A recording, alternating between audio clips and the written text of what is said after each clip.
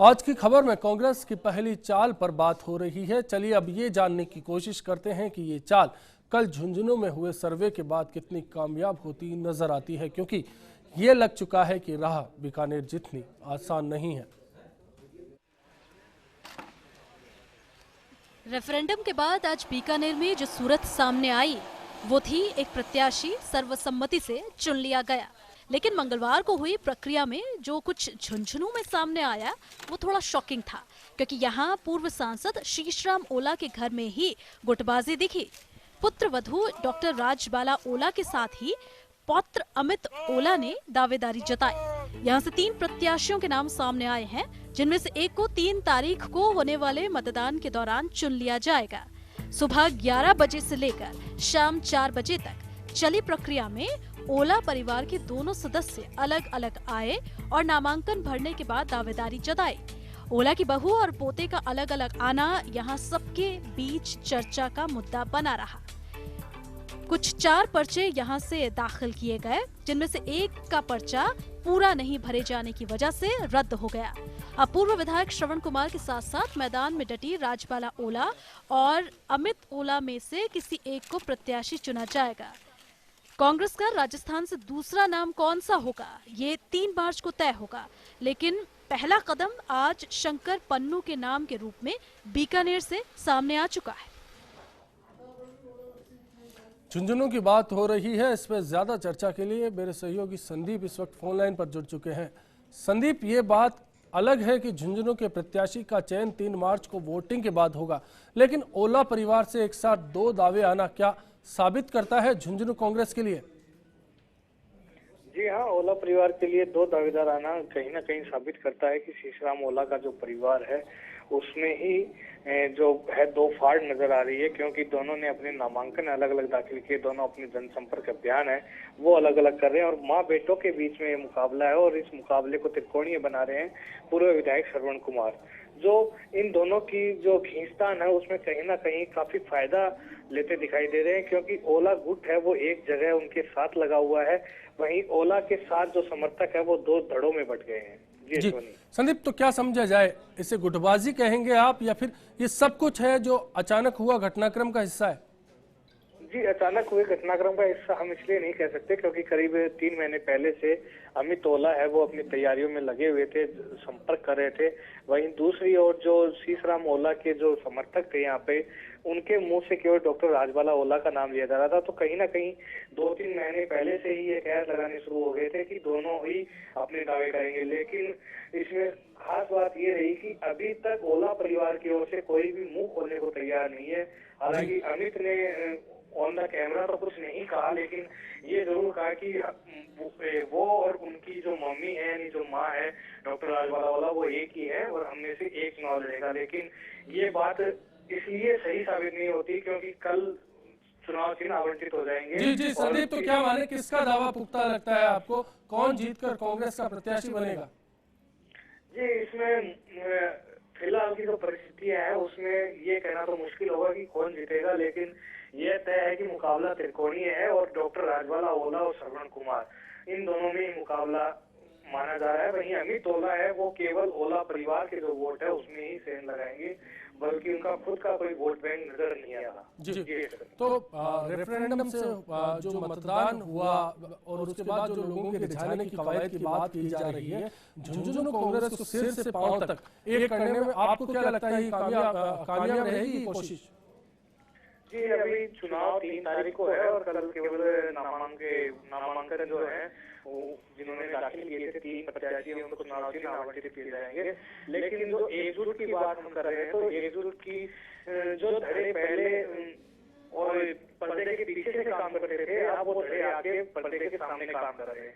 कोई खास गुटबाजी नहीं है, क्योंकि गुटबाजी जो पहले चल रही थी कि झुंझुनू में 2 कांग्रेस चल रही थी, एक ओला समर्थित कांग्रेस थी और एक ओला विरोधी कांग्रेस थी। वो पहले पर्दे के पीछे से काम करती थी, लेकिन अब वो पर्दे के आगे आगे काम कर रही है और इसके अलावा कोई खास नजर मुझे नहीं आ रहा। जी शुक्रिया संदीप इस चर्चा के लिए आपका। समझा जा सकता है पहली चाल है कांग्रेस की और अभी इस चाल को लेकर कई मशक्कत बाकी है, लेकिन मोहर सामने आने लगे। आज हलचल दिल्ली में भी थी, जहां प्रदेश चुनाव समिति की बैठक हुई। बैठक में उम्मीदवारों के पैनल पर बात हुई। मुद्दा चुनाव जीतने की रणनीति से शुरू हुआ तो रणनीति को लीक नहीं करने जैसी बातों तक पहुंच गया। हालांकि सीपी जोशी का नहीं पहुंचना पार्टी नेताओं का आक्रोश, लेकिन कर्नल सोनाराम का आना और गहलोत समेत बड़े नेताओं को लोकसभा चुनाव लड़वाने की मांग करना बैठक में सबसे ज्यादा चर्चा का मुद्दा रहा। चलिए अब जरा देखते हैं कि कौन कौन मैदान में है और कहां से पर्चे आए हैं। बात पैनल की है।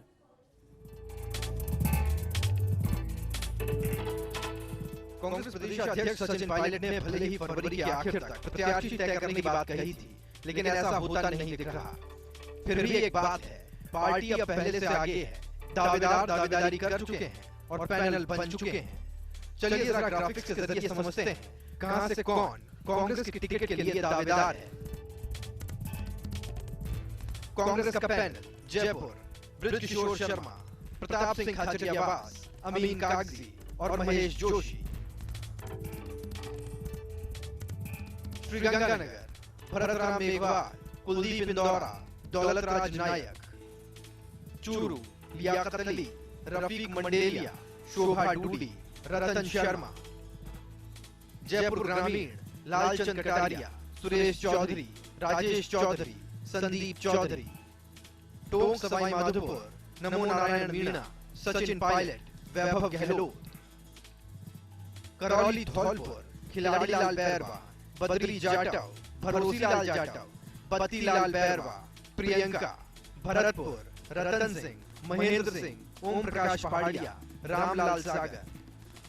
अलवर, जितेंद्र सिंह के अलावा फिलहाल कोई नाम नहीं आया।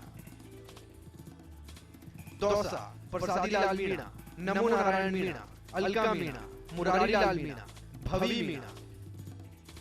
कोटा, इजरात सिंह। उदयपुर, रघुवीर मीणा, शारदा रोड, दयाराम परमार। जोधपुर, चंद्रेश कुमारी या फिर कोई नया चेहरा सामने आ सकता है। बाड़मेर, हरीश चौधरी, कर्नल सोनाराम। नागौर, ज्योति मिर्धा, जाकिर हुसैन गैसावत, मुकेश भाकर।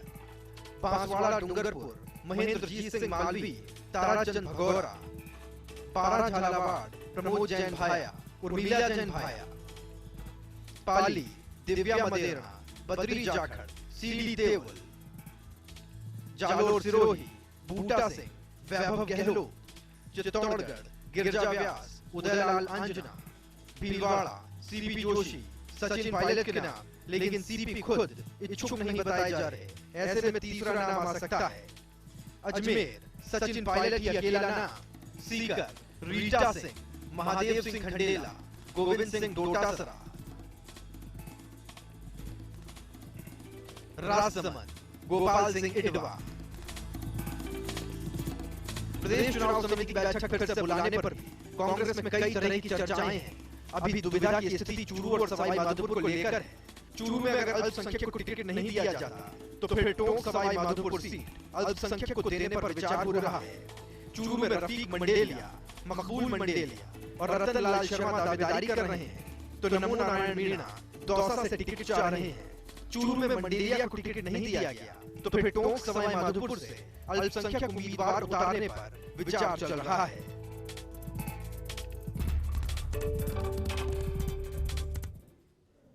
चुनाव समिति की आज बैठक थी दिल्ली में और इस दौरान ये पैनल बना, जो पैनल सबसे पहले फर्स्ट इंडिया आपके बीच लेकर आया है। फर्स्ट इंडिया की कोशिश है चुनाव से जुड़ा हर अपडेट आपके साथ रखा जाए। इसी सिलसिले में मेगा कवरेज भी हम लोग शुरू करने जा रहे हैं, लेकिन इस वक्त न्यूज रूम का रुख करेंगे जहां मेरे सहयोगी गोवर्धन हमारे साथ जुड़े हैं। गोवर्धन, आपसे जानना चाहेंगे कि चुनाव समिति की दूसरी बैठक क्या तय कर रही है? क्या पैनल को लेकर अभी रायशुमारी पक्की नहीं हो पाई या फिर आज मान लिया जाए कि पैनल तय हो चुका है? देखिए, आज जो प्रदेश चुनाव समिति की बैठक बुलाई गई थी उसमें एक जो नेता था उसमें जो चुनाव समिति में शामिल है उनसे चर्चा की गई है। आमतौर पे यहाँ होता ये था कि सामूहिक रूप से चर्चा होती थी, क्योंकि पार्टी को खतरा ये था कि बातें बाहर लीक हो रही हैं।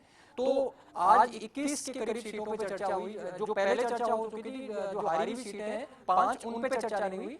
बाकी सीटों पे चर्चा हुई, सबसे एक एक को बुलाया गया। 3 लोग बैठे हुए थे उसमें, गुरुदास कामत जो प्रदेश प्रभारी हैं वो थे, रामेश्वर रूडी नेता प्रतिपक्ष ये थे और सचिन पायलट थे। इन तीनों ने एक एक नेता से बुला करके पूछा कि आपकी क्या राय है किसी सीट के ऊपर। तो जो पैनल इसमें बना है, बताया जा रहा है कि कल स्क्रीनिंग कमेटी की बैठक में भी इस पे चर्चा की जाएगी और नाम तय होंगे वो सेंट्रल जो इलेक्शन कमेटी है कांग्रेस की, उसे भेज दिए जाएंगे। तो लेकिन गोवर्धन, जो बात सामने आ रही है कि 2 सीटें ऐसी हैं जिन पर अभी रायशुमारी नहीं हो पाई।